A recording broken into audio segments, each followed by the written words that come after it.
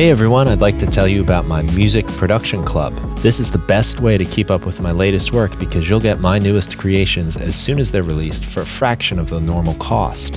There's Ableton Live packs, sample packs, educational materials. You get access to our online community, special offers from companies on the internet, and so much more.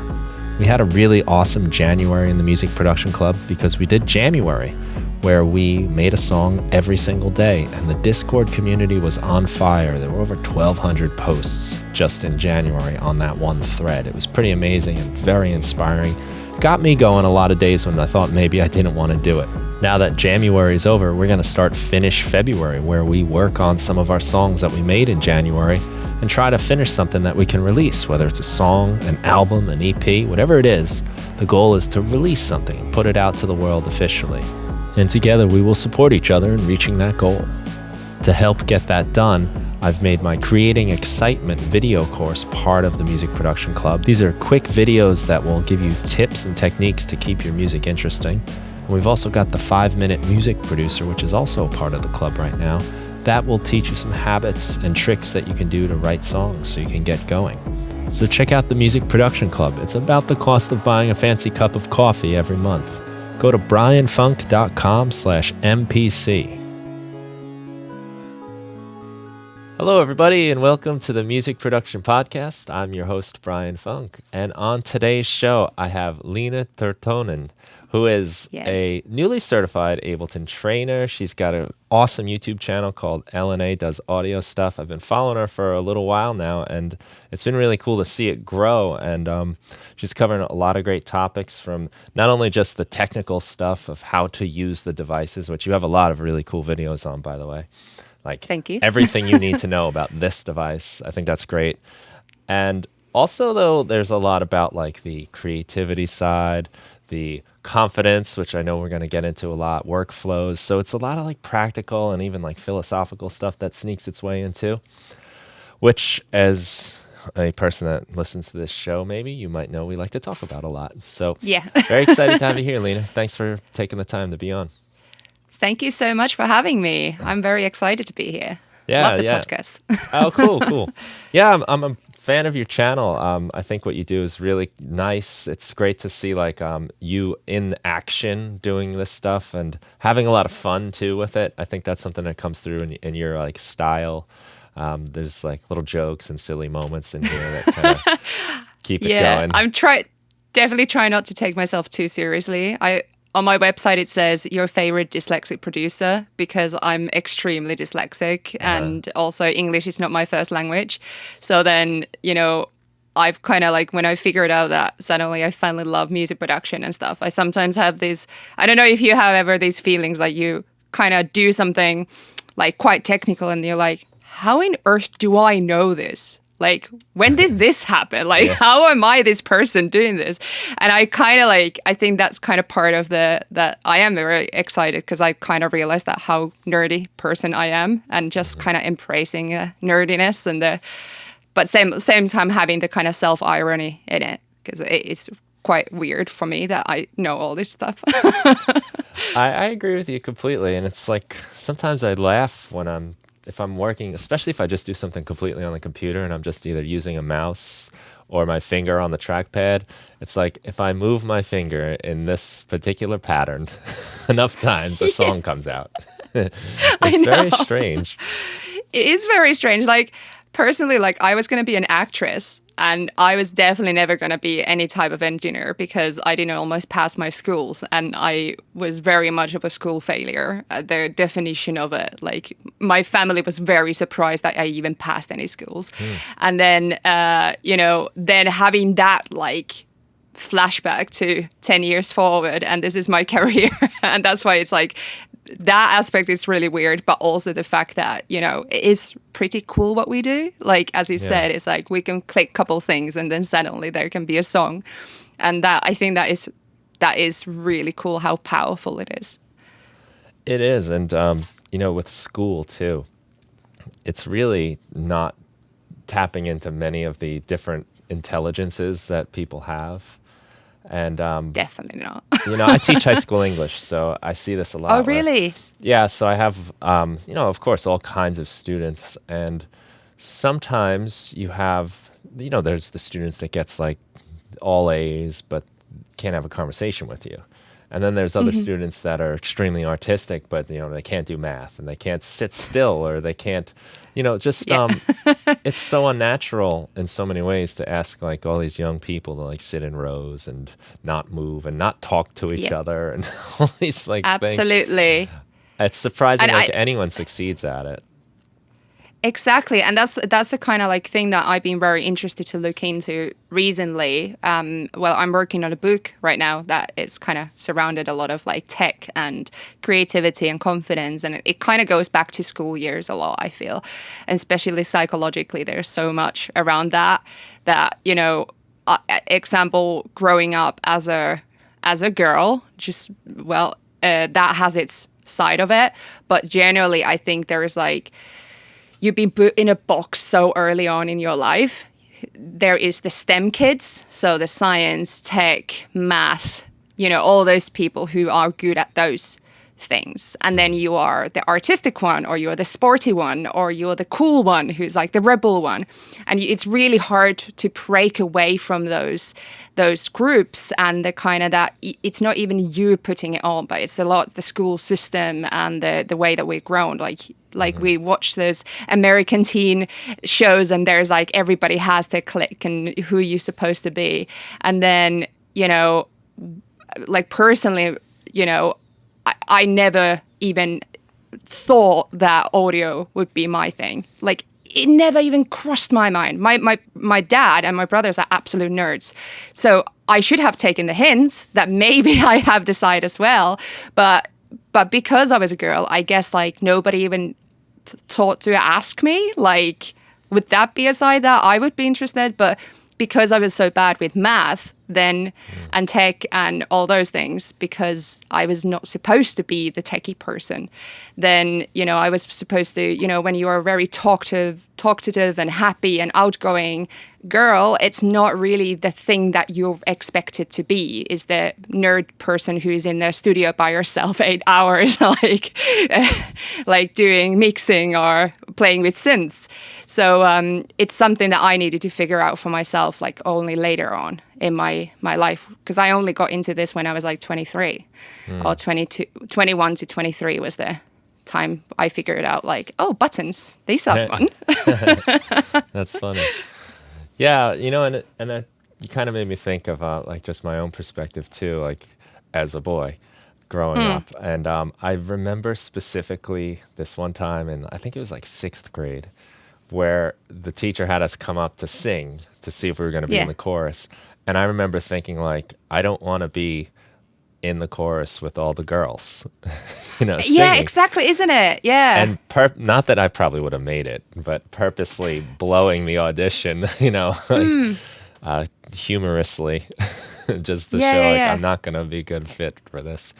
But that was part of the thinking, like none of the guys were going into that.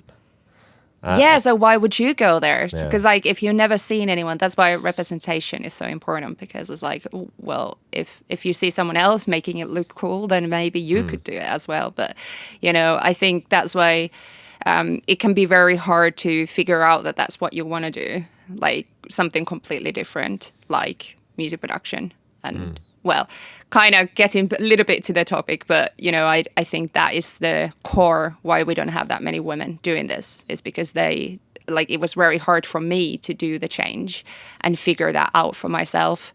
So I can imagine that, and it needs a lot of courage to be the only person that doesn't look like everybody else in the studio space. It takes a lot of effort and courage to put yourself in the situation like that. So I think, firstly decide that, oh, I might be a nerd. And then like, oh, okay, well, there's nobody like me in those spaces. So then you put yourself into the space and you're like, oh, I'm the only one here, but I'm still like not sure if this is my thing. And then try to like prove yourself that it could be your thing. And it's like, it's a very weird mental thing that you need to go through, that like constant fight, constant proving. And I guess like everybody has that same feeling one way or another. But that's like personally, I see like there's a lot of pattern there when it comes to music production and studio spaces and, music studios and stuff. Yeah, I know. Growing up, you like kind of try different identities to see what fits, and it Yeah. seems like everyone else already has theirs figured out. I know now no one did, especially looking at Literally teenagers nobody. today, from the adult perspective. And it's, I think a lot. I think that's why I don't take myself so seriously too, because I kind of know like it wasn't like I was meant to do this. It's just something I had fun with and I picked it and pretended at it for long enough where I can kind of say like it's now what I do. And Yeah. there's always kind of that part of me that will creep in if I'm not aware, saying like, "Who are you kidding?" You weren't in Imposter band in syndrome is school real. and- Imposter syndrome is real. Honestly, that feeling of like, you have no idea how many times I've made YouTube videos. I'm thinking like, I need to Google things like at least 5 times just in case, like before I make the video, when I make the video, and after I made it, before I upload, just to make sure that, did I get this right? Like, did I actually understood this right? And like when I made this like a video for Splice on their channel about compressor and how to use it and like explaining compressor really well, I had like a 4-hour conversation with my friend who we went to the same master's degree. So considering we've done 2 degrees in music production and in audio, we're quite like high level knowledge of all that. And we had 4-hour conversation about compressors just to kind of like break it down into absolute pieces and think like, okay, what would be the best way to explain this to anyone? And what are the key like, so, like even then I was thinking like, like the imposter in yourself, like, it, but you're not 100%. Like there's the 1% in you that thinks that, did I actually get it right? especially with compressors, because that's like one of those things you hear about when you're first starting and you think, oh, you're just supposed to put it on everything, and you don't really even know what it's doing. You hear it's louder, I guess, you think, and all Everybody these thinks it makes misconceptions. things just louder. Yeah, and because of that, I think there's so many people out there ready to correct you on your understanding of the compressor. Yes, there is. And that is why it's so scary, because audio industry has a lot of that mentality of proving yourself, right? You have so many people want to show how much knowledge you have. And that's why, example, being Ableton Certified Trainer, there's like in Ableton community, there's so much like hype about it, because it's almost this like a superpower that you must know then so much because you're Ableton Certified Trainer, even though that is just like, it's a lot about also how you are as a teacher and how you're as someone how you can explain things and stuff. But there is this idea, and what more you understand, what more you know, the more you understand how much there is to know. But there's still this like, Reddit communities and Facebook communities that can also have that very toxic side of it, where you constantly feel like you can't do mistakes, like you can't ask stupid questions, or you feel like you can't, feel insecure about your knowledge, or you constantly need to know the most. And I think after teaching, like I was a lecturer of music production for a while, and I was standing there in front of 15 teenage boys as a 27-year-old girl, explaining them about music production. And I was so like nervous, because I was thinking that they are the toughest audience, because they probably Google everything and they probably know already so much prior to even the lessons. And, then I kind of understood through that experience is that I don't need to know everything. It's okay. And it's actually like, I want to teach them that it's okay not to know everything, and that it's okay to ask questions. It's okay to explore things together. And it doesn't make you less of a producer. It doesn't make you less of a teacher. It doesn't make you less anything if you show vulnerability. And it doesn't make me stupid by showing that I might not know something. I did say sometimes like, oh, this is a topic, very good question. We're going to look at that next week and then go home and Google it. But also there's that like side that I kind of also with my YouTube and with everything, I kind of want to show that it's not that serious. Like their science is right. Like how signals work and how, you know, physics work. That's pretty much like hard to argue with. But then everything else is just opinions. And I like RuPaul says, like, you're born naked and rest is drag. And I feel the same with this, is that you have the material that you need to work with and the rest is just your expression and your opinions on the top of it. And I think we forget that quite a lot, especially when you're a beginner in music production.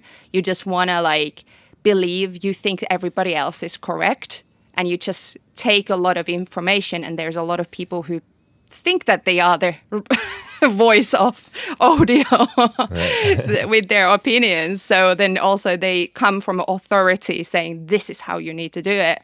So it's hard to question that as well if you don't have any other knowledge of what else there might be. So I think that's a really interesting perspective as well for like insecurity and, you know, vulnerability, I guess. Oh, yeah. Well, for me as a teacher, one of the most valuable things I ever learned to say was, I don't know. Yeah. I'm not sure. Yeah, exactly. You know, and I think when you're a teenager, especially, you know, your whole life you're being told what to do by adults, parents, and teachers. They have the advice. They think they know what you should do with your life. And as you become a teenager, you start to realize, like, hey, they don't have it figured out. They still have problems. Hey, your life's a mess, and you're 35 years old, and why are you? So I think a lot of resentment builds from that. So when you can tell them and show them too, which I think is an important thing, it's an important lesson that you learn as a kid that like the authorities in your life are still people, and they don't have all the answers. And I find that gains a lot of respect and like trying to fake my way through it or lie my way through it and be wrong, which I have tried in my early days of teaching. Like they see through that and they lose respect for you for it. But when you show that you don't know everything, because you'll never know everything. And No, you even can't. talking about compressors, I've been noodling around with compressors now for 20 years, and I'm still understanding them. I'm still figuring them out. Like I'm still Exactly. realizing that it gets just subtler and subtler, and then you start realizing how they all work together and what happens when too many things, like so much goes into it that you'll never master any of it.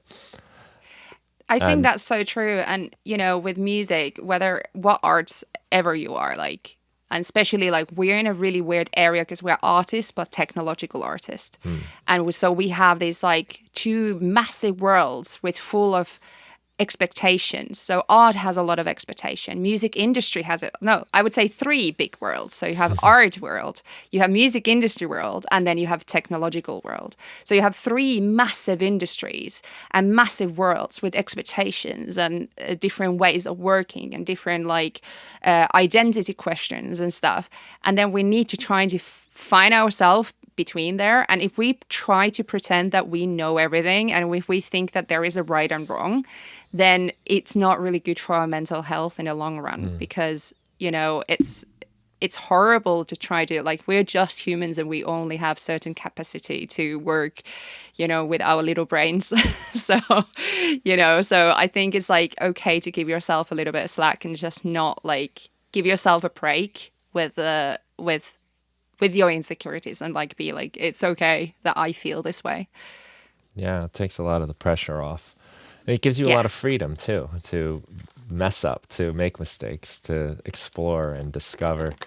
And I think if you absolutely. give yourself this mindset, you have everything figured out, you also get closed off and you don't learn new things. Yeah, absolutely. Like, I had a single that came out last year in May, and I did a music video for it. So it's called No, I'll Do It. Oh, I want to say like, No, I'll Do It. That's the name of it. This one you're walking around dancing like one in an alleyway, angle, right? Yeah, that's cool. Yeah. So I can actually dance. The ironic thing is that I've done ballet and I've done like modern dance all my life. So I'm actually like I have rhythm and I can actually move and, you know, I can dance. And in this music video, I do like ugly dancing. and I do this like, like not caring if it's good or not. And I kind of slightly even intentionally made it slightly ugly, just because it's almost that kind of like frustration of this industry that we're in that you need to be always perfect. And especially I feel like from me dancing on a music video, I'm expected certain sexiness or certain this or that, and I need to dress a certain way to come across a certain way. And I've kind of like, I was thinking like, no, but how would I do it? Like if me as Liina, like how would I, if I listen to this, then what's my, like it is the self-irony, I guess. Like it is a lot who I am. So then it would not be authentic for me at all to do choreography and like all the sexy movements that you see pop stars do like in a music video. It's just not me. So like I almost feel like I want to make it like more ridiculous and not care that people don't need to know I actually can dance. Do you know what I mean? Like it's almost like playing that whole scenario in a sense. And I think with our art and music and everything, it's kind of liberating a thought of like to the fact that people don't need to know. Like why would they need to know that you actually know something? And that's, you know what I mean? I know like, exactly what you mean. What's the purpose? Like why would I want them to know that I know how to do that? When I was, because I haven't played in probably out in 2 years plus now, but playing like live electronic music sets, I spent some time trying to work the guitar into it. So that's where I started, was on guitar.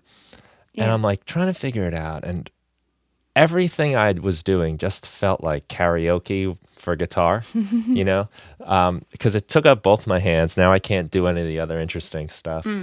And I felt like I was just doing it to show people that I play guitar. Because especially when I first started going out, it was like 2011, which it was so different back then. It doesn't seem that long ago, but every time I came out with like a computer or a laptop, people were like, "Oh, what are you doing, bro? Dubstep." Like everybody would say that, Literally that voice. Totally like condescending, like, "Oh, you taking the night off? The computer's gonna do the work for you," all these like things. You're just gonna press button. Yeah, and then it's gonna just play all. So I had like an insecurity. I wanted people to, I do know how to play an instrument, but it was so at the detriment of the music. I couldn't figure out a good way to do it. Still, honestly, it doesn't feel right playing the guitar in front of my table of buttons. It just exactly, seems... and isn't it weird how like I feel a lot of that is just literally what you just said describes a lot how we feel about genres, because like genres have so much identity connected to them. Like everything that we grow up with is very, who listens to what kind of music, and it has a massive connotation. And it's like I think it's imagine if we wouldn't think that, like what type of music would we actually create? Because like I feel a lot of those pressures of what's your identity and what kind of music you do is so connected to your creative output. So example, that's something that I've been really struggling the last, I would say, whole my 20s. I'm 30 now, like literally 1 month and a half I've been 30. And I feel like there's like only in the last half a year or something, I've started to like realize certain things about my artistry. And I think the whole 20s, I was so concentrated to feel strong. I feel like whole my life, I felt I was treated like vulnerable as this girl who cannot do things. And I think it's a lot with the dyslexia with school, how I felt with that. But also when I was younger, I had very, very long hair. And I always felt like that. Like when I cut my hair and I was almost bald at one point, people started to treat me so differently. And I felt so much strength from it. I found like suddenly people actually talk to me like a human. And I found like a massive change because I suddenly didn't look like, I don't know if this is, but this is a lot like how I just feel with it, is that I just felt like I was always this so like I was so girly, like so girly, and the worst thing in the world is to be girly, girly boy, girly, girly girl. It's almost like the lowest hierarchy of like power. And I feel like I've been fighting this power battle, which is nothing to do with my artistry, but it's have had a massive impact on my artistry because I did like singer-songwriting stuff, and I hated how people talk to me like that. Oh, you're just a singer-songwriter. I hated that image. There's nothing wrong with it. There's nothing wrong with it. Why do I need to prove anyone anything? I can still be strong and still be girly, and I can be, as feminine and as, curvy or long hair or whatever, and I can still be strong. But I just felt like so powerless. And then I found electronic music, and suddenly I found this like massive amount of power that I felt like, oh my God, like I feel so powerful with this type of music. I want to do electronic music. I want to do, house music. I want to do something that is not expected from me. Like when someone sees me, they wouldn't think, oh, she's an electronic music producer. And why that's also been very confusing is because I'm forcing myself to this completely other end, which is not maybe forcing, maybe that's a bad word to say, but I'm also like, I'm maybe limiting certain aspects of me that are very much what I grew up with. Like I'm classically trained. I didn't grow up listening to a lot of different genres. I learned because my mom is an artist and a musician, and my brother is a musician, and my parents met in a choir. Like we grew up making music, not listening to music. So when I went to study music, popular music, I didn't know any of the bands. Like I didn't know any of the music history or like genres and stuff because I grew up making it, not listening to it. And I grew up, playing Vivaldi and, Schubert. And, I grew up in a very classical environment. Obviously, Finland is like Sibelius and, we have a very massive classical history, classical music history comparing to like popular music. So then I kind of, there's these two massive different worlds colliding now in my head in my 20s, where I have like, okay, I'm this classically trained, I played violin for 20 years, this has a lot of connotations of things that, how people expect me to play violin, but they don't expect me to be a house producer. And then I've now started to think, you know what do I like?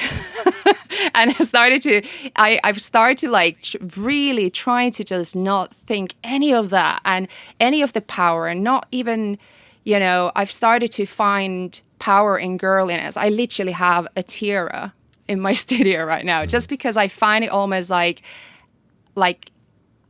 there's something so wrong about having a little girl's princess tiara in a music studio. It's almost like very, the contrast is so massive. And I think that's exactly how I feel right now, is that I want to start embracing that, like girliness, and that none of that can make me any weaker. It can make me only more powerful.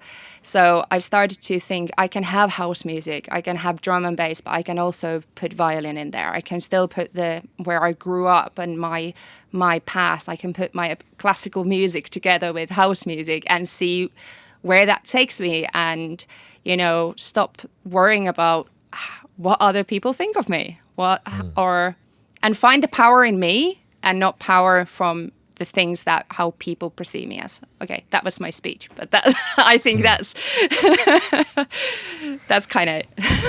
And that's where kind of the beauty of like an artist is what they're taking, the little pieces here and there, even if it's things that maybe wouldn't traditionally be used together or not what other people have done before.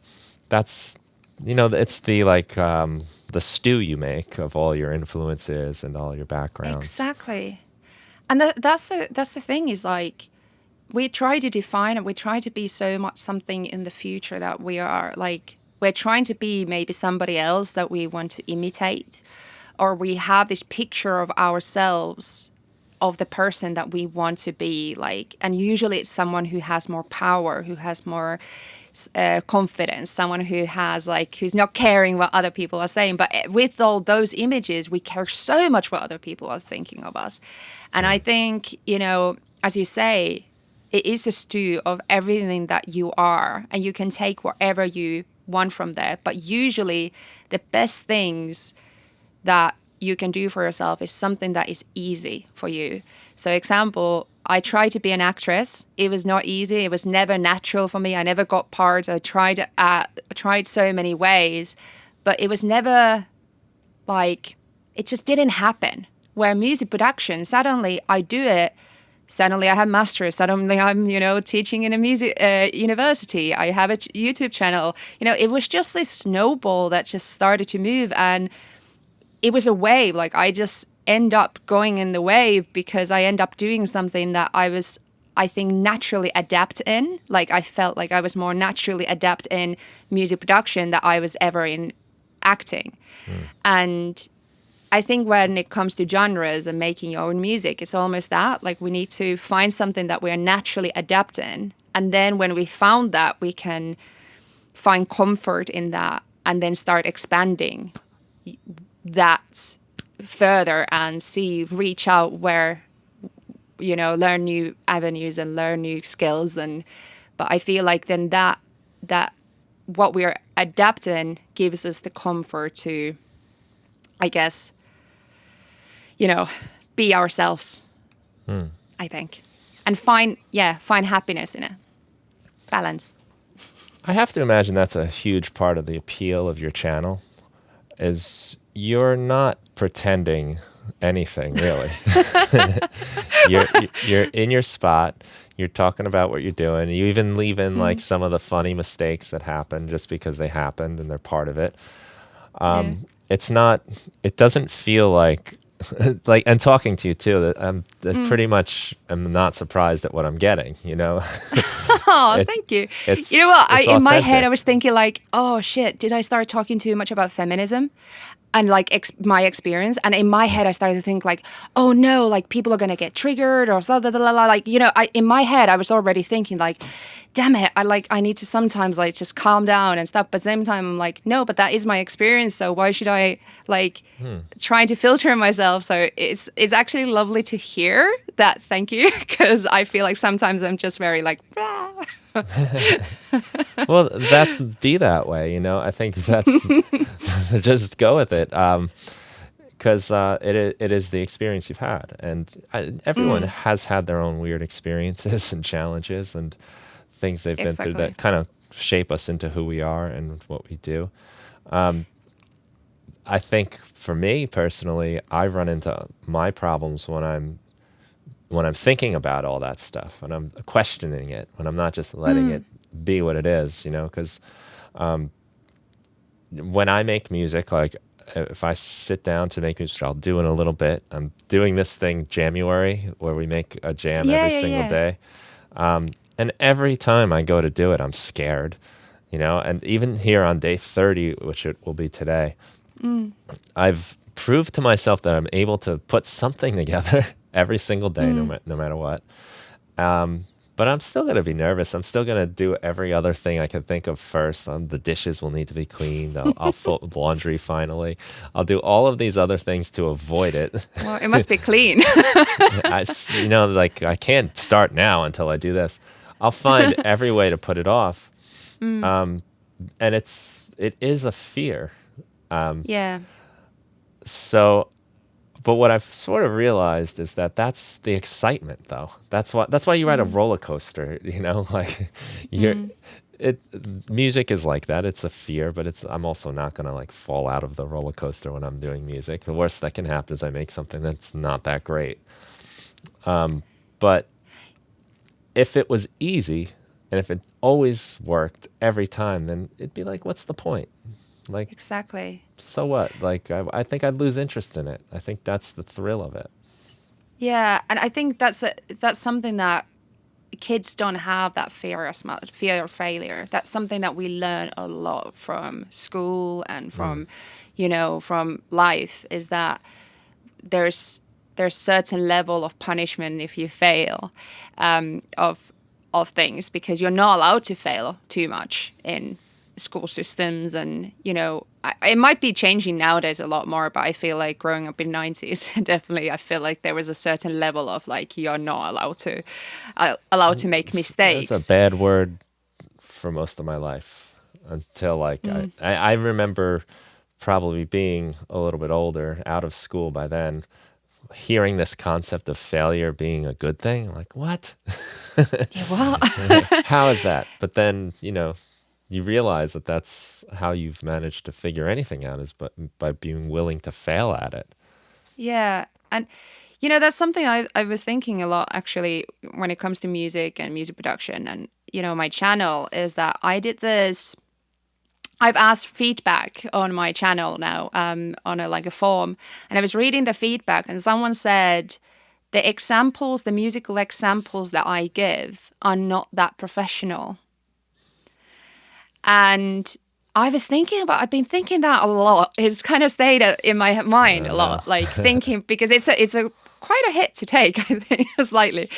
But then I was thinking also, is like, so what? Again, what am I here proving? So I did a song in 7 hours. I filmed it, I vlogged it, and I did a pop song in 7 hours, right? And I made a video of it. And the pop song it's definitely not my style. It's definitely not my genre. I think it's kind of cheesy. It sounds a bit like 2002 type of cheesy pop song. So what? Who am I here trying to impress with this pop song? The point of the video was to make a pop song in 10 steps. That was the point of it. So if I would I think I would just struggle posting, because I post once a week. And imagine if every single sample, every single song, every single thing that I demonstrate, because it's mostly just demonstrating techniques and things.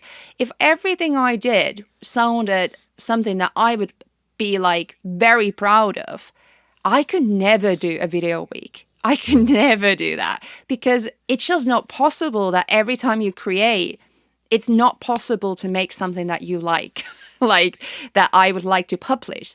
So I kind of took that comment. I was like, okay, fair enough. Maybe I can work on that. But also I'm not going to take it on board too much, because I'm literally posting once a week. I need to give myself a little bit of slack on this situation. I'm not going to like overthink about it. And also making a song in 7 hours was achievement enough to think that, to give myself hard time in the end, like, oh my God, it's not the best song ever. And, and not publish it because of that. Mm-hmm. And I guess, again, it comes back to that, like, not caring, not constantly needing to prove that I'm the best producer ever or whatever. Like, I'm not, and nobody is. And, and then I can, do my actual music on the side. And those are the things that I'm going to stand behind. I'm like, this is the music that I really love. But even when I do that, not every song I make is going to be amazing. Like, it's just not ever going to happen. And I think we're so afraid to create because we're afraid that it's going to sound bad. And it's probably going to sound bad, because that's also life, that, people, like example with YouTube channel, like people just see a lot of success, right? Like for outside perspective, but they don't see every single time I fail. So it is more like people see more success with others and they never see the failure, where it's actually more failure than success, because without failure, you don't success in anything. You need to fail so many times until you can actually success in anything. So I think it's the same like with anything you do, really, is that we just need to stop comparing ourselves into that and accept failure, and not think that failure is the worst thing in the world, because it also, what is failure? Like, I think it's good to kind of define it for yourself. So example, I don't think that song I made in 7 hours, I don't think that was failure. it's not a song I particularly like a lot, but that doesn't mean it's a failure. I did a song in 7 hours, and the steps and the theory behind it, what I teach, is actually, I think, decent. So Well, that's the point of it, right? The video exactly, is that was the point not of it. called This Amazing Song I Made. It's called Yeah. How to Make a Song in 10 Steps, which I saw that That's a one, good and it was video good. idea. This song I made is amazing. Right. This song is amazing. Yeah, so you accomplished the goal of that. And there are people that produce music for 7 years and don't finish a song. It's hard to finish a song, and It's very hard. finishing a song is a success. If Yes. it's terrible even, because at least you practiced the process. You learned something along the way. You figured out how to get to the end. You took an idea to fruition, which is hard to do because along that 7-hour journey, there's probably about 7 thoughts per minute of this isn't good. No, I'm not gonna. It's There's so getting much over of that. all of that is amazing. And then imagine like film that same time, and you're filming it, and you need to have a video coming out on Sunday, and you have nothing else, and you're constantly thinking like, can I publish this? Like, is Yeah. this gonna be actually like? So you have that, not only the fact that is it gonna be a finished song in the end, but it's the fact that, oh, I need to show this to, like, right now I have 29,000 subscribers, and I'm gonna show this song to them. Right. And you're there like, you know, I the have a emoji video with the due. like. Yeah, I have a video due, and I only have this one piece of garbage to show. But I'm gonna own it because why not? I literally have a tattoo that says why not, because I just feel like that's the best sentence. Like, why not? We just live once. Bloody hell. Like it's Yeah. honestly I can't be just stressing about it. Like, and in the end, I got one guy who said on those comments like yuck or something. Like, it was like a most like funniest comment as well, because it was like yuck. Like, right. But otherwise, I think he was the only one who didn't like the song. Or someone said like something like, "Oh, otherwise good, but the song is a bit shit."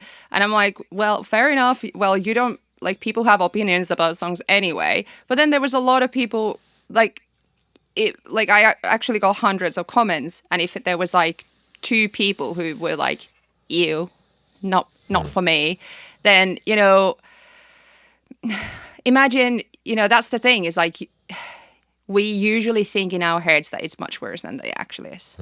So we Yeah. just, life is too short to think about those things. Just put them out there. It'll be fine. Yeah, we spill a lot of emotional blood over those 2 little comments, though, because they Yeah. sting, you know? I don't know how many positive comments it takes to cancel out one negative one, but it's not one. That's for sure. It's not one. But I do think it does get easier, though, to treat with it. I think it's like, I find it almost like the bad comments, they're so stupid. Like, that I find them just more funny nowadays. Like, I didn't find them funny in the beginning at all. Now I've been posting now, in February 17th comes 3 years posting once a week. And I feel like the first year definitely was the hardest. And then that time, that how long you were bothered about someone calling you a bitch, like, it just gets you like shorter and shorter and shorter how long you care. And now I feel like if it's very bad comment, I might think about it an hour or something. But most like comments, they are just more funny than like yuck. It's just like, you took the time to watch this video and then you go, yuck. It's just really funny for me right now. But I think it's easier just to laugh at it than, you know, it's not that dangerous. It's a waste of time on that person's, and I've gotten my fair share over the years, and Yeah. I've made it a point to never argue with anybody, never fight with Same. them. A lot of times I don't respond. Maybe someone else will take care of that work for me. Yeah, that happens. But sometimes I will, if I do engage, it will be kind of like from a very, you know, it is genuine. After the like, you know, F you, I want to strangle you emotion goes away. The genuine feeling is, you like, I feel bad that, this wasn't for you. And, I'll try to take this constructively. And I've had some pretty nasty ones that I've written back and been like, I'm very sorry to hear you didn't like this. I Yeah. do work hard on this stuff, and not all of it is the best or whatever, like you said, Yeah. kind of. And, I appreciate your feedback. And then I've never had anyone come back again and be like, yeah, well, you shouldn't be doing this anymore. Half the time they say, I never thought you'd read it. I was annoyed. I was in a bad mood, or I was trying to get a laugh. Yeah. So what is kind of nice is that it rarely keeps going if you Yeah. resist the urge to get your boxing gloves on, you know? Absolutely. That is the honestly the truth. I think I I also think about it in the same way that in YouTube algorithm works so that more comments you have, the better your video will do. So I'm almost like, well, thank you for the engagement. Right. Please comment more if you Yeah. wish. It's like Any attention is because good you're attention. long, yeah. any so if whatever you say, it will help my video to be more popular. So thank you. Yeah, I've taken this approach of nothing being personal.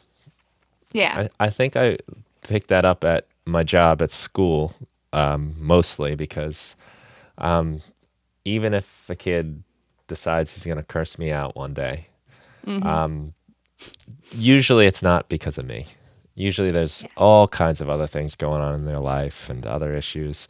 And anytime that's happened, I've been calm, tried to talk to them, and it never continues to escalate. Yeah. And it's not me. Maybe something I said or something I did was the final straw. But I think a lot of people might be online too. As we've said, making music is hard. And you see Yeah. somebody out there doing it and having success at it and getting positive feedback, and you say, I don't even like that song. Yeah. And it's just like a thing. Yeah. I think we forget too. It's like when we're in cars and someone Yeah. cuts you off. Like you don't see the person really. No. There's that separation that But you happens know on what? the computer. I think the hardest feedback though is not the random people. The hardest feedback is your family and friends and their retention and they caring and they like I think that is what we're looking the validation is the most is especially when you're starting and you have no other followers. Who do you want to listen to your songs? Is your mom? Do they like deep house? Probably not. So how they kind of like react to your song the way with all that what you want or your friends and stuff. And it's like I think when you're starting, that's one of the hardest things. But then when you kind of go forward, it still kind of hurts you tiny bit if you really want your friends or something to like really like what you've done. But I do think it also gets easier when you find that you have followers like people who are random people who actually like the type of style that you do, and they are there for you, to support you. But I do think we still look for our like parents' validation, our family's validation more than anything. And partners as well. I think that's like something that I've been trying to work on. Like my husband doesn't need to like my music. Imagine. Like it's an even weird thing to say, but like I don't need to make music that he will like. Oh, I don't need to make music that my mom likes. Oh, it's like Yeah. what? Yeah, I know what you're saying though. Those are like the feedback you take this most serious that mean the most to you. But it's often not your audience, Yeah. And I think, kind of circling back to something you said earlier about like being the only one doing it, like it can feel like that, making music, like you're the only one in your neighborhood or the only one of your friends maybe that are into it. And you don't get that. Like no one understands. Like if you post your video on your Instagram or your Facebook, and like Yeah. no one even thumbs up, you know. I know. You know, Sometimes you have they your don't even know yeah. what's gone into it, you know, what you're trying to do, or they could even take it more seriously than what it was. Yeah. My mom said to me once, like, you're posting all the sad music. I was like, it's not, there's nothing wrong. Like, I, half the Mostly time when I'm sad. making a song, I'm like playing a role, embodying like another character or something. Yeah. So sometimes it's almost Oh. better if the people closest to you don't pay attention to it. Yeah, exactly. Imagine I'm not really she's been pissed. I just wanted to make like a loud, angry song. yeah. She's like, "Are you okay? Are you Yeah, sad?" pretty much. It's like, no, no. And then I listened to it, I was like, That's but that was one of the happy ones. I know. You're clearly not listening to the whole album yet then. Oh yeah, Yeah, I it's hard. no, I had when I started YouTube and stuff, I didn't tell about it to anyone. I didn't tell about it to my husband actually either. That way I started it because I was working gear for music at the time, and I saw that there was a lot of YouTube videos and tutorials because of the job we needed to watch a lot of box opening tutorials and stuff, and I kind of realized that there's no girls doing it, and I was like, oh, I could do that. Like, I know how to explain this Open a box. stuff. Yeah, and I'm like, yeah, an open bag. And actually, ironically, the most popular video I've ever had is opening my HS7 box. Oh, yeah? Yeah, my That's so speaker funny. box is that's my most viewed video. It's the second video I ever posted, and it's filmed with iPhone 6. It's Nice. great. But what was I talking about? Oh yeah, Well, you so didn't I was tell there. anybody. Yeah, that because do you know like the feeling? I worked in there, and I just got this like sudden feeling like, oh, I need to do this, and it was so strong.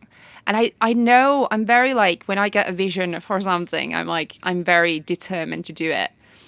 And I had this like so strong feeling is that I'm afraid to tell anyone because what if they tell me their fears?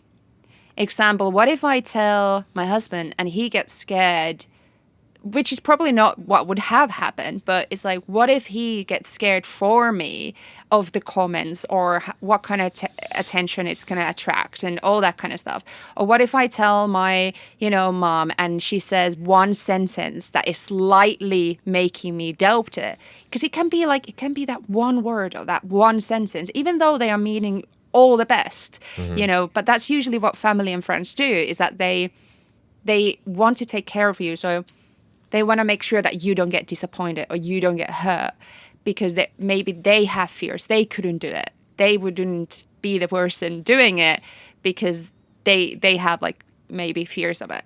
So then I was thinking, okay, I'm just gonna like do a couple episodes and just post them and just kind of. No, I actually decided I'm going to start that day and then 17th of February 2019 and then I'm going to post once a week. So I created a couple of videos like before that already. And then when I posted them, I was like, here, family and friends, here's my YouTube channel. And they were like, oh my God, what is this? And it was just like, it was quite cute because at that point, they all just then watched it. Like, even though they were not interested in music production and stuff, they still watched it. But because I was already doing it and I already decided I'm going to post once a week, they had nothing to say to that. Like, there was no fear loathing anymore happening because it was kind of decided already. Like, this is going to happen. And I think that was the best decision ever, is that I was like, not putting myself into a situation artistically that I could ever get that doubt, but only the support. I think that's smart because I think you're right. Like, people will protect you. They're looking out for you. And they also know you as you are, and they like you how you are. And they don't, change is a little scary sometimes. So out of all positive and good intentions, often people will explain to you maybe why it's not a good idea or, well, so it's a good idea to just do it, because once you have the momentum, people aren't really going to get in your way. So what he does, that's his thing. It's already there. It's already You started. can't do anything about it. Yeah, it's already started. And it's almost like, like the feeling is like when you want to be something, you start saying you are that. I am a music producer. Just saying it even for yourself, not saying it to anyone else, but just those words are so important that you just say to yourself, like, I do YouTube. Like that. I even say it to myself, because then it's reality. It's what you already do. It's not what you become or not someone who you dream of being. It's what you are, and you embodied that, and now you're doing it. And now there's no other option. So, example, I told myself I'm going to post once a week. That's going to be my full, my primary goal. That's going to be my main job. And there was no other option. So I've been here Saturday. I post every Sunday at 8 a.m. I've been so many Saturday nights. I've been up till 4 a.m. because I will post at 8 a.m. I've decided it. I will do it. There's no other option. It's like any other job. Someone hires you to do a job. You need to go and do it. Yeah. As much as you're hangover, there's so many videos where I'm hangover. There's so many videos where I'm so tired. I done it Saturday evening, or one of them is I was in a hotel because I didn't have a video and I was away with work composing music for like this theater piece. And I was like, oh shit, I don't have a video. So I was in a hotel, did a song in 45 minutes in a hotel room, and that was my video for Sunday. But I did it, and that was still the point, is that whatever it is, I still done it. And I think that is a success for myself that I can be proud of, whatever it is. Like, that it's not always stuff that I'm super proud of, but it still is. It's something, I guess. Yeah. I've learned that through the January exercise. Every day you got to do something. I was sick for a week and a half of it. And I was like, not COVID too. I got lucky. I old-fashioned sickness. Yeah. I was laying around all day long, and then I'd be like, okay, I want to just move my fingers enough in these directions to make music, and just got something out. And it was like, see, you can do it. Mm-hmm. I like to think, to kind of go what you were saying there, I'm only a music producer when I'm doing it, when I'm producing music. Like, I'm only a podcaster when I'm doing a podcast. I'm only a teacher when I'm teaching, Otherwise, I'm a guy sitting on the couch. Or you know what I mean? So I like that. It's like I have to like earn the identity every time. And every single day you earn it. Yeah, like, all right, buddy, if that's what you think you are, let's go.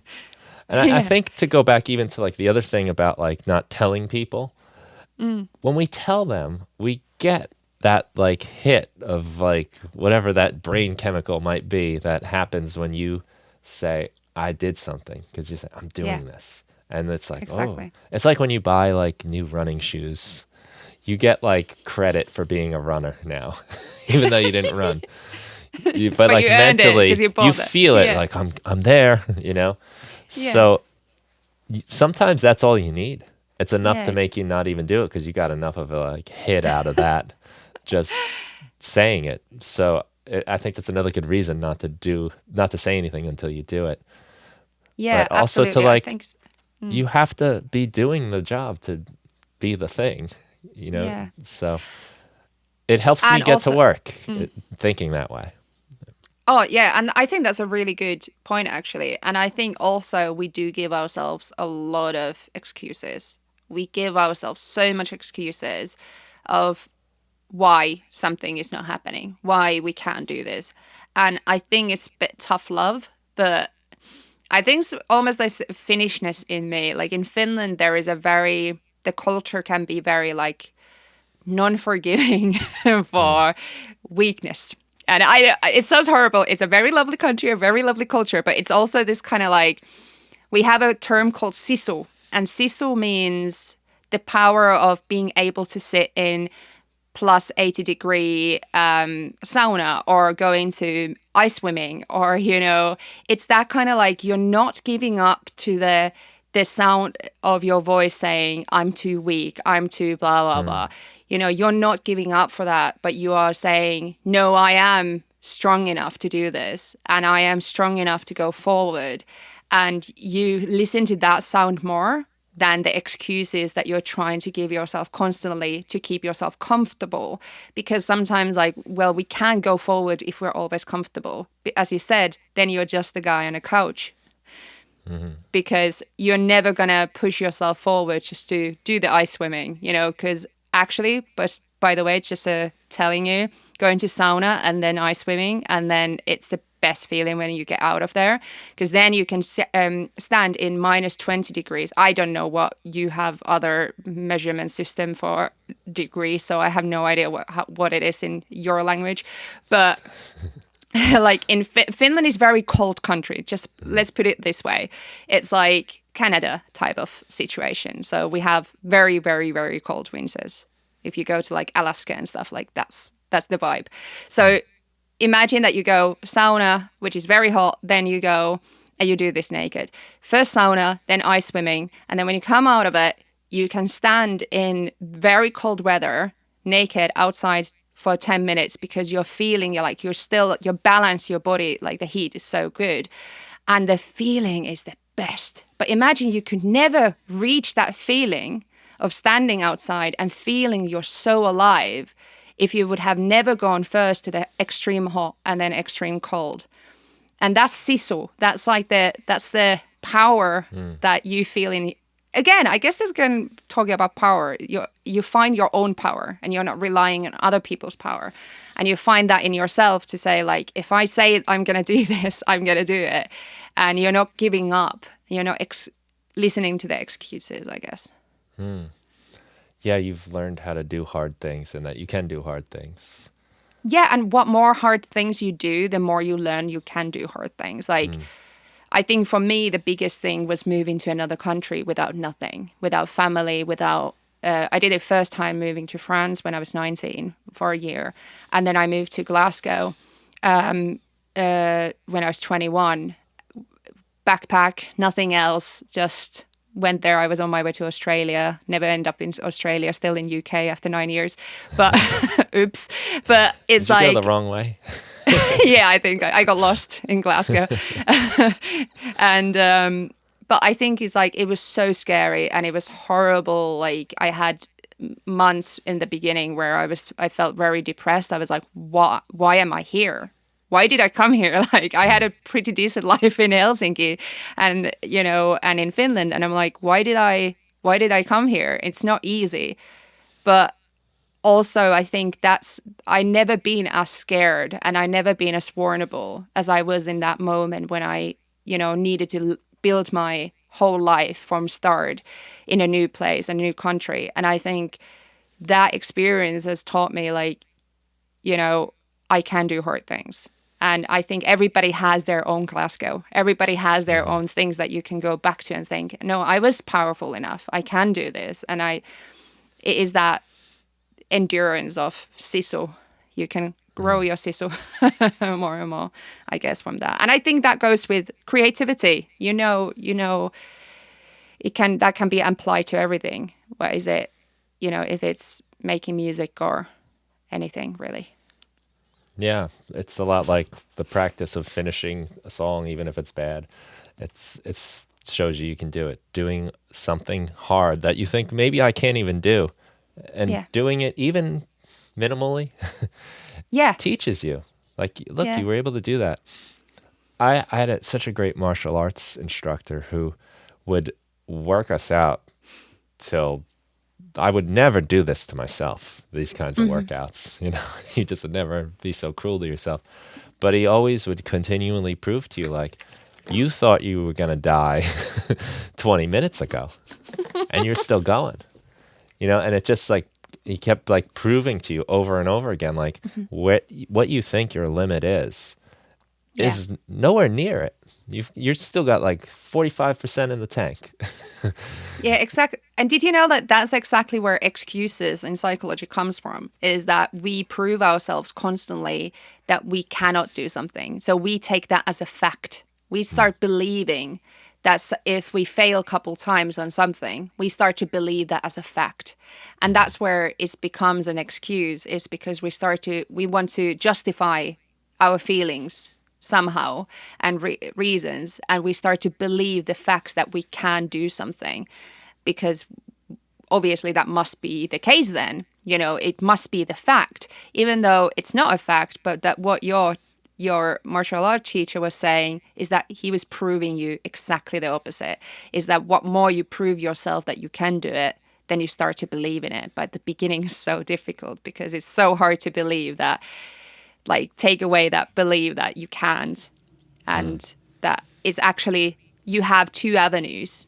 You always have a choice in front of you. You always have two options. You can believe, or you don't believe. But we always feel like there's only one option, even though there is always two options. There's always the option that you can, in 1 second, you can change your mind and you can start to believe in it. You know what I mean? So that's why it's so funny. Like, we try to protect ourselves with negativity, even though, like, I always hate, because I'm a very optimistic person, and I hate when people say optimism is not realism. And I'm like, no, optimism is totally realism, because it's also real. Like, you can be realistic about things while being optimistic, because literally nobody knows what happens in 5 minutes. Nobody knows what happens in next day or in 1 week. And that means that you have always an option to choose which avenue you're going to take. Are you going to believe, or you're not going to believe? It's your choice. And that's that's how I personally like thinking, is like, even if something happens that I can't control, like, YouTube suddenly collapses, or, I lose everything that I've worked on. What can I do? Nothing. What can I do? I can decide that I can move forward. There's still an option for me to just move forward and start again, do something else. I don't know, but just like, or I can go to the corner where I'm like, no, it will never work again. You have a perfectly good excuse. Yeah, the entire exactly. platform is gone. Yeah. I often give this quote to my classes, but in that same gym, there was the quote that's attributed to Henry Ford: whether you think you can or you think you can't, you're right. Yeah, but that's literally that, isn't it? If you think you can do something, you will behave like a person that believes they can do something. Yeah. And if you think you can't, you'll behave like a person that can't, so you won't try. And this might be, take it to one extreme too far, and you might be riding your bicycle off the edge of a mountain, and that's not a good idea either. There's good to have some realism in there, but yes. I mean, there are people, I guess, that do ride their bicycles down the sides of mountains and make it, so they've figured out a way. But it's it's so mental. So, like you said, it's that belief. It's like we have these stories, these excuses, and we take stories to be facts. Like, even if we know they're fiction, we really do. Like, the power of a story is so much more than a number or statistic. Like, that one story we connect to it so much more. So we have to be careful if we're paying attention to the right stories. I like to think of, like, sometimes thoughts in my head, like, and it happens so much with my teaching at school. I can start thinking, like, if I don't have, like, a lesson for tomorrow, like, what am I going to teach? I can't think of anything. I was like, how did I get in this position? Who trusts me with their children? And, like, I'm going down this spiral, and it's scary, because it's like, I don't know what I'm doing. I don't know what's right. And I try to think of it as like I have, like, a DVD on, and I'm just watching the wrong DVD right now, and I have to take that one out. I love that. And put a different one on. Or it's like a train even. Sometimes I think about it as, like, I'm riding this train. I just have to get off. Yeah. Otherwise, I'm going to go someplace bad. Exactly. I always think about doors. I always feel like there's so many doors. So, okay, this door didn't work. Let's go to the other one and see. Yeah. And then there's endless of those doors. So I can always check what's behind every single door. And there's always something new. And then you can just close the door and be like, nope, that wasn't it. okay, let's try this one, and then it might work. But it's like, what else can you do? Literally, there's like, you kind of need to keep at it and just. But that's again, it's the fear, isn't it? What you can do is be afraid and not put yourself to risk, and you can live that way as well. You don't need to put yourself out there or go outside of your comfort zone if you don't want to, because that is something that you can be safe with. But same time, it's kind of good to think like, well, is there something that you actually really want that would bring you happiness that maybe just scares you a little bit? Yeah, and you might have to get over some fears or face some fears to get there. And that's, I think it's good to, and I really like teaching this. I'm glad we're talking about this too for any music producers that are listening. Is like, the fear is part of it. If you have the fear, the worry, or the mystery, I don't know how to do it, you have the question, that's just part of it. Yeah. Just like every other aspect is part of it. I've talked to a lot of people on this podcast, and I don't know anyone that thinks it's easy. Even people that make it look easy. Like, it's not easy. It's hard, and people have self-doubt, but like, I just try to remember when that's happening that this is part of it. This is one ingredient. And sometimes it's when nice you fight it, you get down on yourself. Like, why am I so, like, why can't I just, and I think that's destructive. Exactly. And that's why we can think about that kind of, I personally like thinking about that dancing on the alleyway. Who are you, embrace the mistakes.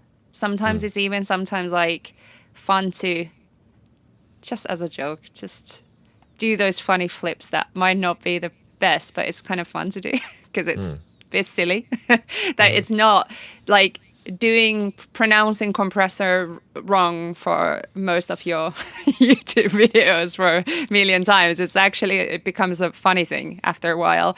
And like embracing those mistakes takes it away, that it's not that scary anymore. I think it's not as scary because you're not losing anything. You can only gain from it, I guess. It's like it's just your perspective of it.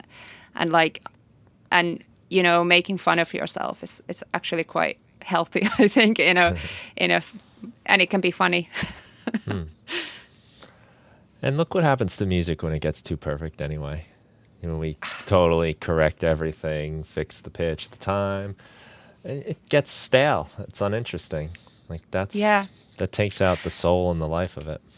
Yeah, and isn't it funny that honestly, like the songs that we connect the most, the songs that we think are good songs, if we actually go to the kind of level of what is good music, is music that we feel, we connect somehow emotional level. It can be literally just that. It makes you go like this. But that's it. That's the only emotional response that you get from people, is just going like this. But that's affecting the human side of you, like somehow. And I think that's much more valuable. And usually those are the things that are a bit random, bit weird, bit, human. Because humans are not perfect. We are very complicated. We are very messy. And I think if we try to make our music too perfect, then we're not going to connect with it. So it's ironic that so many music producers, I think this is that when you start learning music production, you think there's always right and wrong. You try to learn everything perfectly. And what more you learn, you actually try to strip away all the things you just learned because you want to go back to be the person who did that very authentic, very bit naive mistakes, and those you want to get your dynamics back. Like that's one massive thing that I think everybody is trying to learn is, how to make your songs more dynamic. They were so dynamic in the complete beginning. Then you understood let's put compressor everywhere because that's what you're supposed to do. You kill all your dynamics and then you have so much masking going on and you're just like messing everything up. And then you start realizing, oh no, how I can actually make it better is if I embrace dynamics and I just separate everything into their own place, but embrace the their unique qualities, and instead of just adding and adding and adding and adding to think that it's going to be better, but actually stripping it away from all the things that are not fitting, because maybe 3 sounds might sound so much better than 10 sounds, you know. When I'm in a classroom and it starts getting over like 25 people, it stops being like Bobby and Jane, Mary, and it just becomes one crowd. After somewhere around 25, I think, for me anyway, it stops becoming individuals and just one mass. And I think that happens to music too. Once you put so many things in there, like you don't start to hear the individual components anymore. You just hear a blob of music. But when you have like just that one voice and that one guitar, and you can hear the fingers moving, you can hear the slight cracks, the breaths, and the voice. Yes. Like, you really can appreciate the detail and the subtleties of a sound. The subtleties, that's such a good word. That's literally what like I feel like we need to embrace more, is that when you're starting up with music production, you don't know what subtlety is. I don't think that exists in your like viewpoint. But then I think that's like what more, you know, you look at these music producers who've done it for 20, 30 years, and they know exactly where to mic it up so that you get the best cracks, like piano, like noises and weird sounds, and you know, just because the subtlety of sound, so that it's unique and it's colorful, and I just talked to, I'm doing this series on my channel now, coming up soon, about making drums for non-drummers, because I've always had issues with the fact that if you watch how to write drums, it's either too complicated or it's too simple.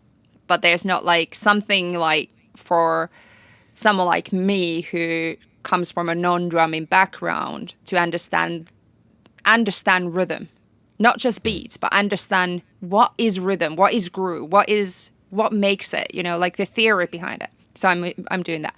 So I interviewed Sarah Lee Shaw for this, and she actually had an amazing point, and she was saying that she's a drummer, and she has an amazing career behind her, and she said that now when like recording drums, and she went to this session and she was given like a little bit heavier drumsticks. And she was like, oh no, these are like too heavy. It's not going to make my drum sound that good. And the engineer said, no, just try them out.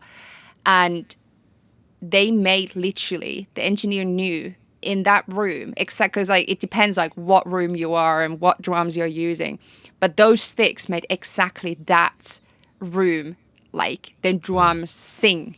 And I never heard this idea too much, like that they need to sing. The drums need to sing, but so does everything else. If you think about it, every instrument, you know, the feeling when you hear an acoustic instrument or even synth, when you just have that, like the resonance of it, the harmonics, the every single quality of the sound, the timbre of the sound, it just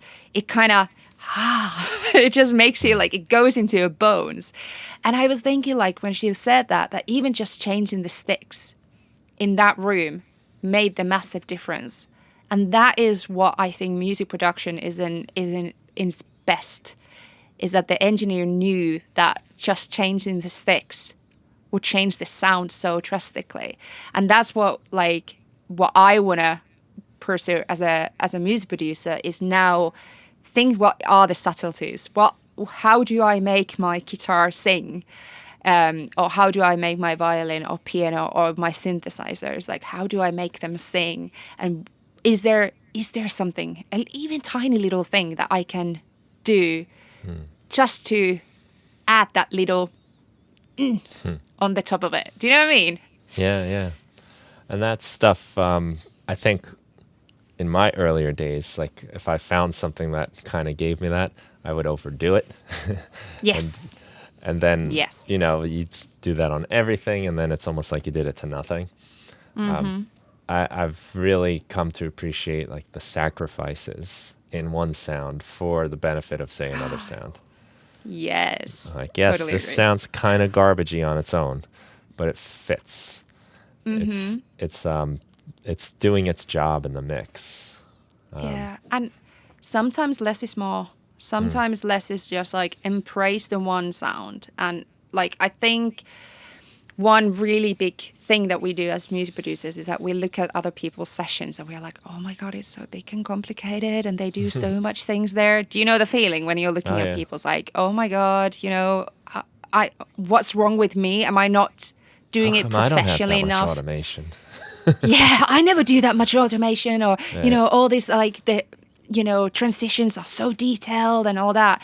And then, you go to your session and you have 4 tracks and you're like, am I I've doing never something even wrong? heard of that plugin. Yeah.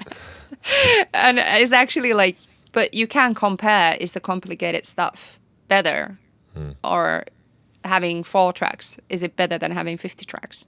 It doesn't really matter, does it? Because it depends of everything, of literally everything. Is that Yeah. how are those 4 tracks recorded? What are they? What's the sound? Is simple. Sometimes simple stuff can be a lot more powerful than adding so much, but then other ways around as well. And that's why it's so hard to I need to try to remind myself every time that I see that. I'm like, just today, actually, I watched Rachel K. Collier's new video and I was thinking, like, oh my gosh, she's so good. She's so amazing. Oh my God. Her videos are so amazing. Her tracks are so good. And then I'm like, oh, no, no, no. Like, I can't compare myself, She's amazing. But so, like, I need to also, like, no, the tracks that I do, they're good as well. Yeah. Like, they're different. She's amazing at her thing, you know? Exactly. She's gonna be the best at being her.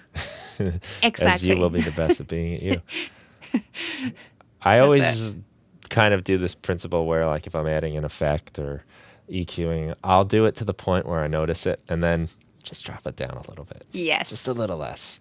Because I Yeah. know I tend to overdo it, especially once everything starts getting added in. It's also, I think, the problem, like if you have a band, right? The guitar player's always turning up his guitar. The bass player, she's going to turn that up, and the drummer's going to play harder. Um, Ah, when you're producing music, you are the drummer, the guitarist, the bass player, yeah. the keyboard. So you kind of have this urge to turn everything. Yep. It's Yep. like you have too many of those people in your band. Yep. So it's also important to remember, like, what is it here for? What is the point? Yeah. And you said And it how many? earlier, it's like emotional impact. How can we maximize that? Exactly. And the amount that I give people on my Patreon, I give people like feedback on their tracks and stuff. And something I also noticed that as much as we want to put stuff up, we also take away all the things that we feel insecure about.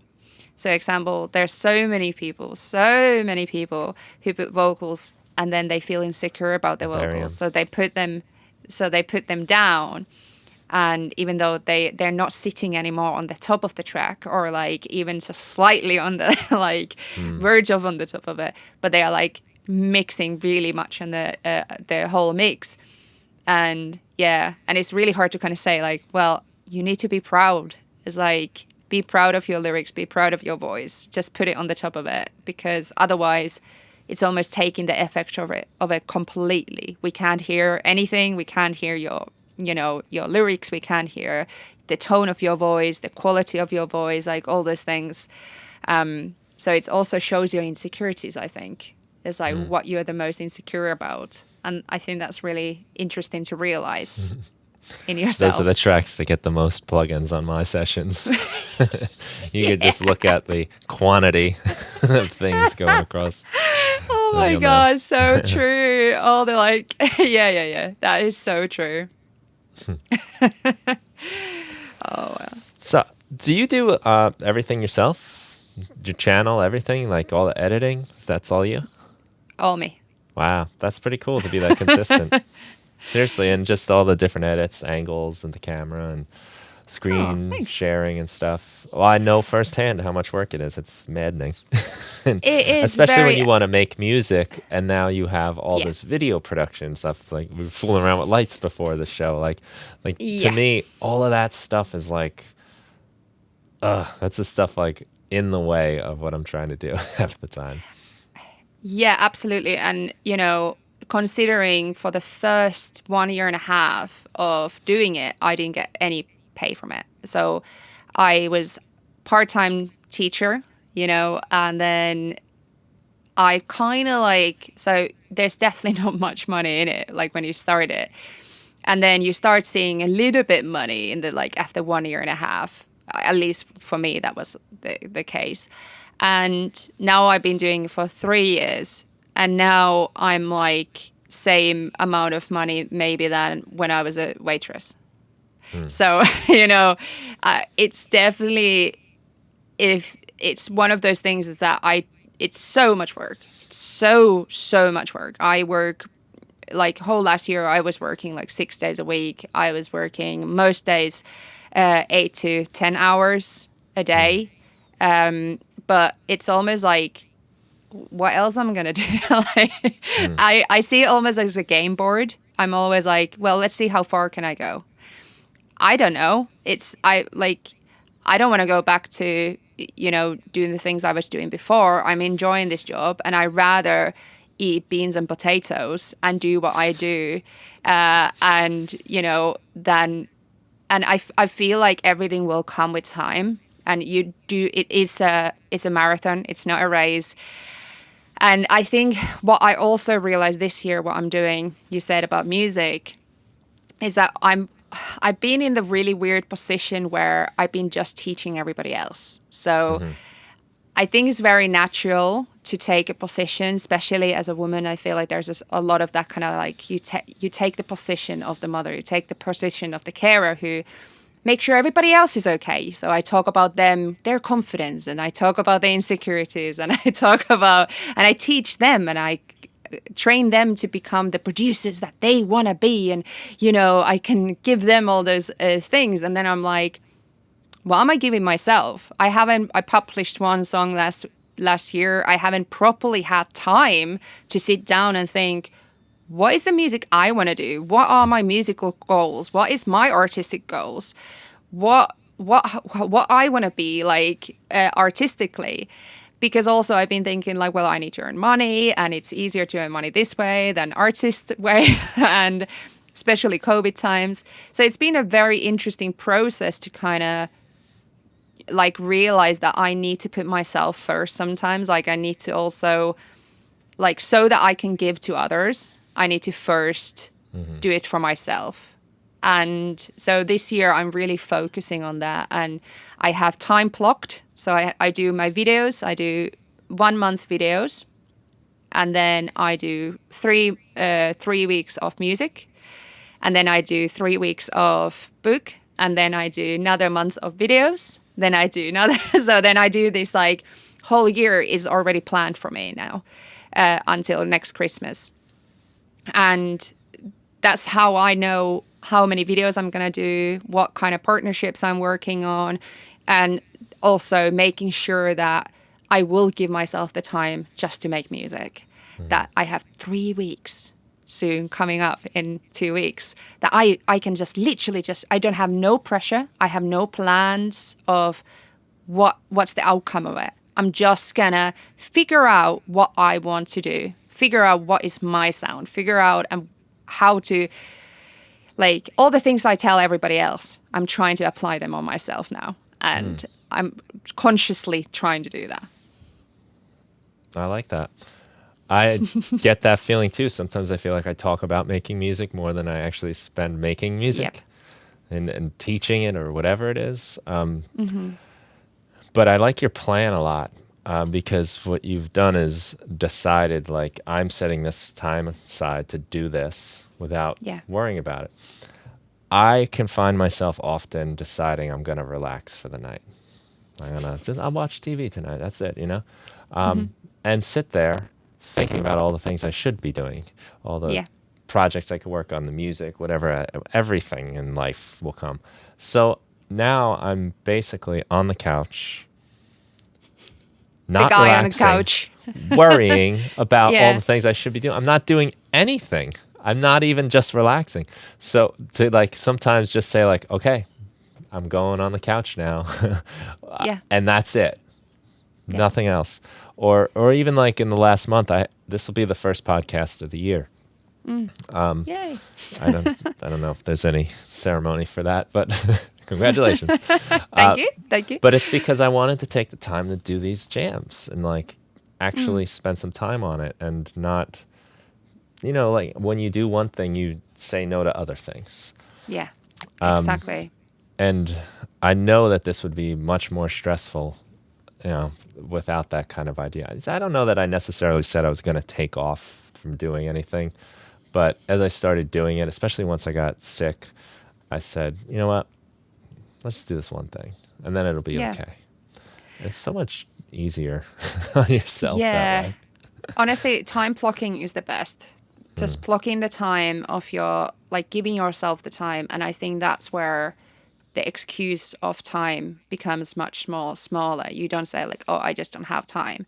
No, like everybody can do it. Most people, no, obviously everybody has life situations and stuff. So it's a bit of a privilege to be able to do that. But I feel like, most people can say, okay, once a week, I will take 1 hour of my time to sit down and make music. And, you can start with that.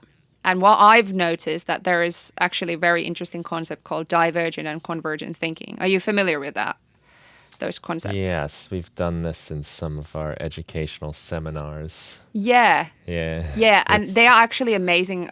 They open up this whole world for creativity for me, like understanding how how our creativity and how our brain works for that matter. Because it's that, so when you time block, you actually have 3 sections. This is how I kind of like thinking about it, is that you have 3 sections. You have divergent thinking, convergent thinking, and then you have learning. So one of them is that you have selected time, let's say Monday, 1 hour a week, you do divergent thinking, which is I always get them mixed up, but I think that's divergent thinking. But the one of them is the fact that you always it's basically just brainstorming. You're just letting ideas come through without judgment. So it's non-judgmental moment of creativity. So you don't analyze it. You don't structure it. There's no goals. There's just like flood of quantity. Yeah, it's just flood of ideas and you are just accepting all of them. Then you have, let's say, Tuesday, 1 hour a week. That's where you analyze it. You take the material that what you have created in that 1 hour and you analyze, you measure it, you see what's working for you, what's not working for you. Because what we do as musicians is what we try to do those 2 same time. We try to create and analyze same time. And that's where we get to the creative block where we are like, we feel very inspired first. And then we are like, no, it's not working. I'm not worth it. Imposter. And then, so separating those into 2 completely different blocks is extremely beneficial. And then you have a third block, which is for learning. So the time when you are actually doing those first 2 ones, you are thinking, what do I already know is enough. So you concentrate on what you know, not for what you don't already know. And the third block, when you have time for learning, you think, what can I learn next that will improve on where I want to go?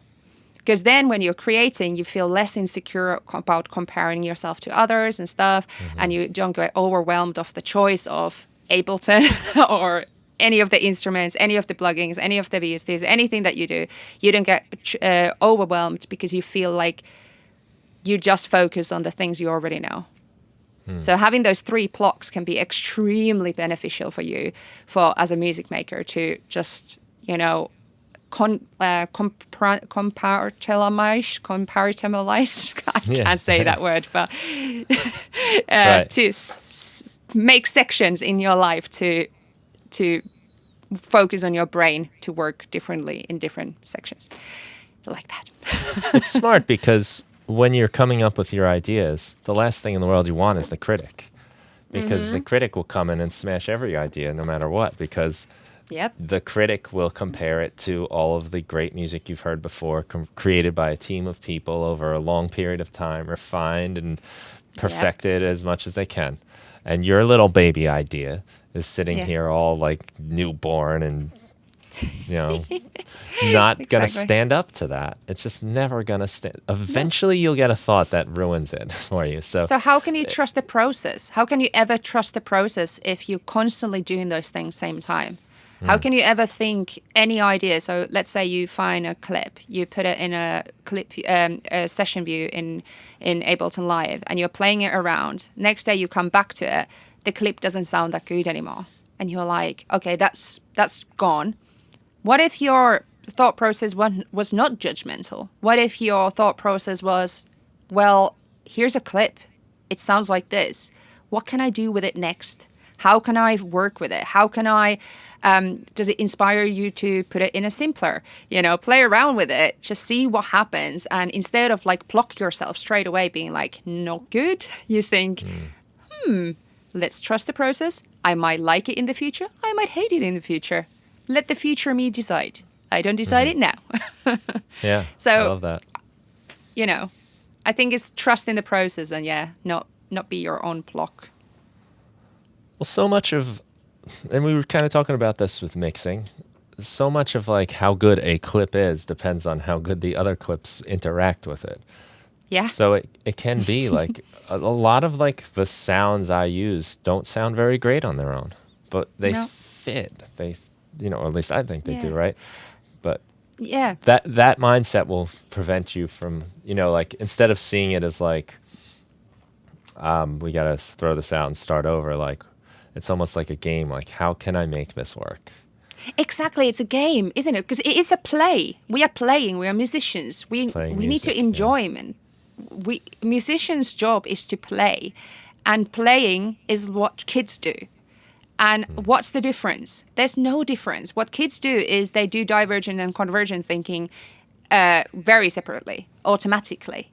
They just come up with ideas. They don't censor. They don't think of like what's good and what's bad. But as adults, we are like, no, we are creating. I'm a musician. It's a serious job. I have my buttons. I have my synthesizers. It's very serious with me and my knowledge. And it's actually, in the end, it's nothing more than you pressing buttons and be like, oh, funny sound. Oh, this is kind of fun. It is actually that. But we make it to be something so much more. Like, I don't know even what, but it's like we take the fun out of it quite a lot, I feel. I personally take a lot the fun out of it. I feel like I just need to like find the child in me and just go and press buttons that are colorful and be like, oh, funny. And then just not judge it. Probably 90% of anything I've ever made started out that way.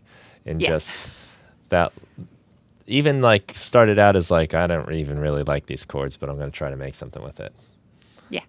And just play. Like you said, it's so important to play.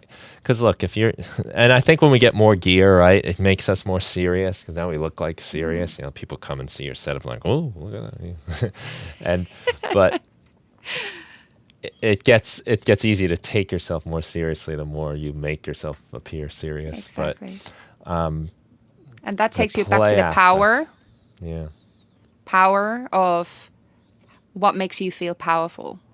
The gear makes us feel powerful because people see us. We earn the knowledge. It's knowledge that almost nobody has, but we had it. We managed to understand it. Do? Exactly. Imagine how powerful it is to be that person who figured it out, who understands what the knobs are, who understand what is an LFO? You figured it out. You feel powerful. So obviously we make it so serious, and that's why we want everybody to know how much we know, how well it works, and how does it work, because we feel proud and we feel almost privileged of that knowledge, because it's so, nobody knows it. Do you know what I mean? Like it's so taboo to know what they actually do. And we grew up in a school system that only the science people knew those things. You know, we grow up in a society that, you know, artistic person could have never understood, you know, how to code, and suddenly you are the person who can use Max for Live and create your own synthesizers and stuff. Obviously that makes you feel powerful, because suddenly you're that person that you always thought that is not, it was limited world for you, right? So then yeah, that's why I was saying that it's so weird that we live in this like tech world, music industry world, arts, and we are navigating between all those and the expectations and the connotations of all those topics and ideas and how we see them as in our society and stuff. So it's kind of crazy that like synthesizer, what does it symbolize for you? It symbolizes knowledge and being, you know, being clever, because it does look quite intimidating. But there's nothing wrong with that, obviously. It's great that you feel that way, and it's great to feel that power. And, you know, as I said, that's exactly what I kind of found so amazing about it, because suddenly I felt so powerful. But we also need to not to let that like rule or kill our enjoyment and kill the kid in us who just want to press the buttons and not be like, ooh, look at me, look how cool I am. I've had feelings of being like feeling really empowered, and I've noticed that that's almost always followed by some sort of complete opposite feeling of like, yes, I know all this stuff and I still can't make a beat that sounds cool. You know, I have all of this gear and I still, you know, there's a 12-year-old that just posted something on Snapchat or whatever, you know, that's so much better than what I've been working on for the last 5 hours. But that's exactly, isn't it? So you feel powered, and then you don't feel like you're enough. So then your insecurities just like explode, because you're just like, you let the power get to your head, I guess. Yeah, exactly. And you just forget to be the person who just likes pressing buttons that make sound. You forget to be that person. And that's why we need to have the divergent and convergent thinking, is that we have the knowledge of the synthesizer. We don't need to learn it anymore because we learned it, right? So now I'm going to put myself an hour where I'm just going to press buttons and just see what happens. And then next day, I'm going to take that data, analyze it, think about it. And the next day, I'm going to learn another synthesizer. And then I'm going to repeat the practice. And then one day, I might have some songs. See, this is exactly, I can talk about this. And I think in theory, it sounds great. Let's see in 2 weeks when I have my time to make music, how that's going to go. Yeah, isn't that funny? It's one thing to intellectually understand it, and then it's still always hard to do. Oh, no. It doesn't matter how many books you read, how many podcast interviews you have with people that seem to have their act together. Yeah, I know. It's still a thing every time, but that's cool. Yeah, and that's why I almost like wanted to finish that with that, is like, I can talk all these things and someone might listen to this and be like, oh yeah, that sounds like she must be so like, yeah, pulled together. And then I'm here like crippling anxiety about my, like my knowledge and stuff. Like, no, obviously, like everybody just has those moments. But then same time, it's, I think when we have, everybody likes structure, we like rules. So what that theory just gave you is rules to adapt it. And that's what I'm trying to give myself, is rules, so that I can follow the rules and then I don't need to like panic. Because if you just follow the steps, you have that hour, that day is for this, that day is for that day is for that. Then you have less time for panicking and more time for actually creating. So let's catch up in a couple of weeks and see how that goes. Yeah. Right. Yeah, well, I had Adam Rockstar on the show, I don't know, spring maybe, and I loved the way he talked about art, because he's just going through the process, and he likes to make stuff as fast as possible, and even doing a lot of animation he was talking about too. But he sees his art as artifact, so he just goes through the work, goes through the process, goes through the steps, and the things that get left behind along the way are his art. And I love that. That's kind of basically that, like we talk about that kind of structure, and what comes out is not up. You're not responsible of it almost. Yeah. It's like it's just something comes through you. It's just the art comes through you, right? It just flows through you, and you're not almost like responsible of it. It just happens, and It's then like you were just the one pedaling the bike, and the lightning bolt is more attracted to you, and sometimes something happens. Sometimes something happens, and it's just what's left behind is just what came through you, and you're kind of not responsible of that.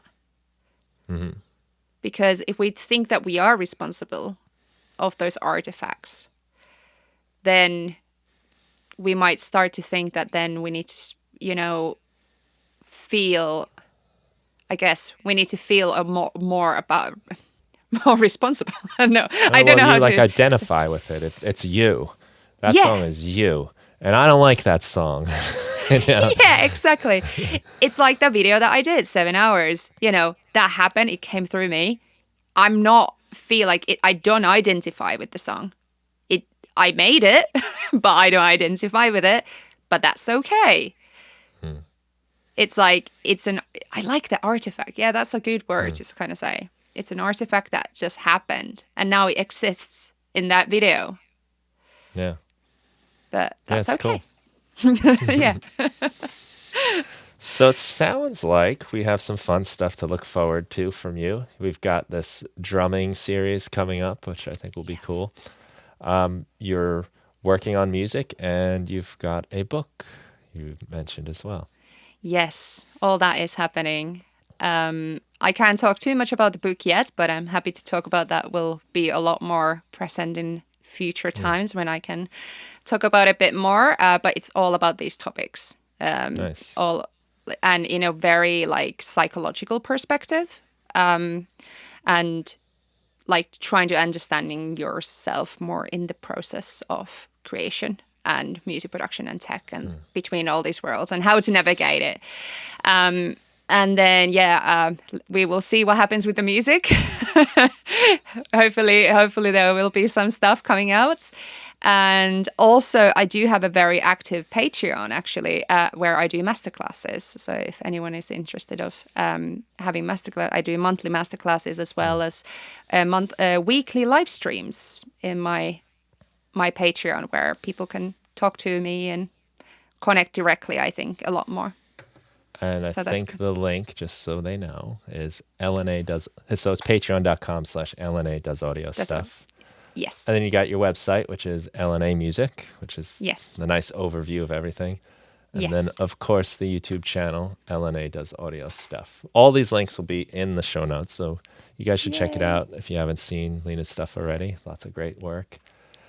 Thank you. She's going to not only torture herself with music, but also with writing. Another very challenging endeavor. That's a whole nother insecurity. I just told her that like I'm dyslexic and English is not my first language. So the whole book starts with the fact that this is a book about insecurities is definitely not written by a confident person. So that's a neat angle, though. Yeah, I think honesty is. I'm trying to be as honest as possible, and that's what I'm trying to do. But yeah, I think that is a good kind of barometer to go by. Yes. You'll never be wrong that way, which is yes, cool. That's true. Well, yeah, maybe we can reconnect once you are allowed to talk more, or when it is released, or whenever you want, really, because it was a lot of fun talking to you. Yes, same to you. We actually talked very long time. We went longer than we said, but no complaints here. No, it's a really good chat, actually. So I've enjoyed this a lot. Great. Well, thank you for everyone that listened. Be sure to check out Liina's stuff. LNA does audio stuff. If you just Google LNA does audio stuff, you'll get the whole gateway will open for you. But if not, the links are in the show notes. I highly recommend it. Thank you. All right. Take care, everybody.